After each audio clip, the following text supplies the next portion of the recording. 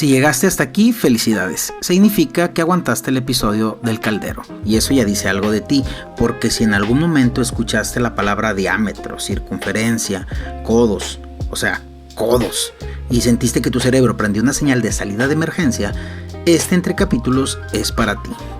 Hoy no vamos a hacer operaciones, no vamos a hablar más de pi, te lo prometo, pero vamos a hablar de por qué pi te hace eso. Imagina que estás en el salón de clases, tercero o cuarto de primaria. El maestro escribe un problema en el pizarrón, lo escribe y antes de que tú termines de leer el enunciado, ya volteó a preguntar quién ya se sabe la respuesta.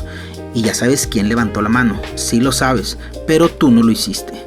Y el maestro siguió y tú te quedaste con el enunciado a medias, la respuesta lejos y una conclusión que nadie te dijo en voz alta, pero que aprendiste perfectamente. Esto no es para ti. Y bueno, esto no es un recuerdo de matemáticas, es una herida con números adentro. Existe algo que los investigadores llaman ansiedad matemática. No es un término inventado para excusar a los que no quieren hacer nada o que no estudian. Es un fenómeno documentado, medido y publicado.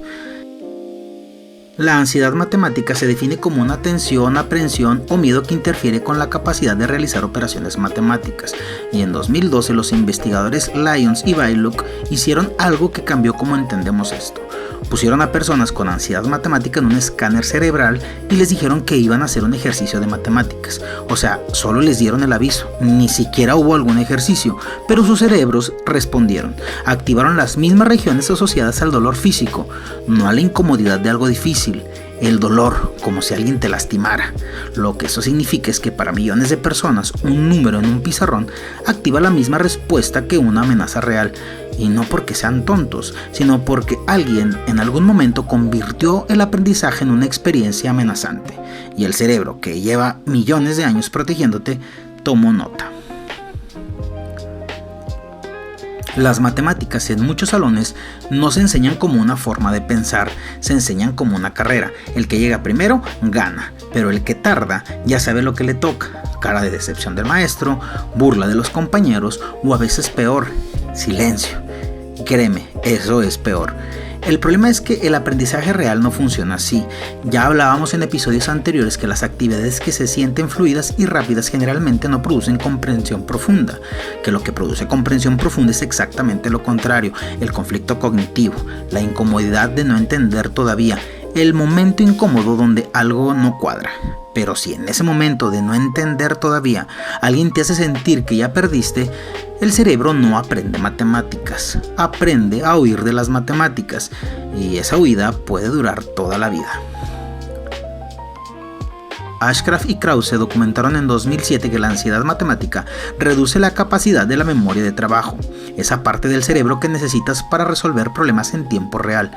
Es decir, la ansiedad no solo duele, también te hace literal menos capaz en el momento que más lo necesitas. Y no es porque seas menos inteligente, sino porque tu cerebro está ocupado gestionando el miedo en lugar de pensar, como intentar resolver un crucigrama mientras una bomba está a punto de estallar. O tal vez exagere, pero es como intentar hacer una tarea que requiere concentración mientras alguien te apresura gritándote al oído. Hay algo curioso que pasa en YouTube, Facebook y todas estas redes donde alguien sube un video explicando una operación o un ejercicio matemático. Explican algo básico, fracciones, proporción, geometría. Y en los comentarios aparece una y otra vez la misma frase. Así me lo hubiera explicado mi maestro. Si hubiera tenido ese profe yo habría aprendido. Porque esto no me lo enseñaron así en la escuela. Y lo curioso es que el procedimiento sí es el mismo, las mismas fracciones, las mismas operaciones, las mismas fórmulas que alguien escribió en un pizarrón hace 20 años. Nada cambió en las matemáticas, cambió el ambiente, porque cuando estás viendo ese tutorial en tu teléfono a la hora que tú elegiste, con la posibilidad de pausar, de rebobinar, de repetirlo sin que nadie te mire con cara de decepción, tu cerebro ya no está en modo amenaza, está en modo curioso, y en modo curioso se aprende diferente. Sí, podríamos atribuirlo a varias cosas, a la madurez, porque ahora entiendes por qué importa lo que estás aprendiendo, tal vez a la atención, porque ahora la elegiste tú y nadie te la estaba exigiendo, a las ganas, porque nadie te va a calificar si no entiendes hoy, o tal vez a la conciencia de lo que se está aprendiendo, porque en primaria honestamente casi ningún niño la tiene, y estos temas de la atención, la conciencia del aprendizaje, las ganas de saber, los vamos a seguir tocando en los siguientes episodios, porque hay mucho que decir ahí, pero hoy nos quedamos con esto. Tal vez no eras malo en matemáticas, tal vez solo nunca las aprendiste sin sentir que algo estaba en juego. Así que si alguna vez dijiste, yo no sirvo para las matemáticas, quiero proponerte algo. Piensa en las veces que te enfrentaste a un problema matemático. ¿Sentías la presión de que algo estaba en riesgo si no lo resolvías? Porque hay una diferencia entre no poder y no poder en ese ambiente, con esa presión, con ese maestro, con ese ritmo, con esa cara de decepción mirándote desde el pizarrón. Maloney y sus colegas documentaron en 2015 que las actividades negativas hacia las matemáticas de maestros y padres se transmiten directamente a los niños, no como genética, sino como una atmósfera. Con esa frase casual que alguien dijo alguna vez, es que las matemáticas son muy difíciles, es que yo tampoco las entendía, es que no todos nacen para esto. Y un niño escuchó, lo guardó y lo creyó. No eras malo en matemáticas, tal vez solo aprendiste a tenerles miedo, y el miedo y el aprendizaje no funcionan bien juntos, nadie aprende bien mientras intenta sobrevivir. Y aquí viene la parte que tal vez no esperabas, porque esta misma dinámica ocurre con la fe. Hay personas que no le tienen miedo a Dios, le tienen miedo al ambiente donde les hablaron de Dios. Y me refiero a ese miedo que te hace huir, porque le tienen miedo al maestro de escuela dominical que hacía sentir mal al que no sabía el versículo, a la comunidad donde preguntar se interpretaba como dudar, al espacio donde no entender se confundía con no creer. Y así, como en las matemáticas, alguien aprendió que la fe era una carrera, pero no como la que menciona Pablo, sino una carrera donde se tiene que llegar primero, donde si te tardas demasiado en entender, algo estaba mal en ti. Y como con las matemáticas, el cerebro tomó nota y la fe empezó a doler. Empezó a doler como un ejercicio de matemáticas frente al pizarrón.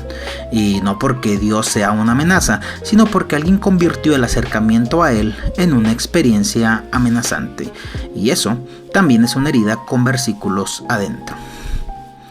Así que déjame preguntarte, ¿hay algo que crees que no puedes entender porque alguien te lo hizo sentir amenazante antes de darte la oportunidad de intentarlo? Te lo repito. ¿Hay algo que crees que no puedes entender porque alguien te lo hizo sentir amenazante antes de darte la oportunidad de intentarlo? Y hay alguien, un estudiante, un hijo, alguien cercano al que sin darte cuenta estás enseñando que no entender todavía es lo mismo que no servir para eso. Porque recuerda, esa es la diferencia entre el maestro que enseña y uno que solo avanza. A veces lo que llamamos incapacidad es solo una herida que nunca nadie trató. Y a veces lo que llamamos no soy de esas personas es el eco de alguien que no supo esperar mientras todavía aprendías. Así que te lo digo por tercera vez en este episodio, no eras malo en matemáticas. Tal vez solo necesitabas que alguien se quedara el tiempo suficiente para que entendieras. Esto fue un entre capítulos, un espacio para lo que no entró en los episodios, pero que insistió en quedarse. Nos escuchamos en el siguiente episodio.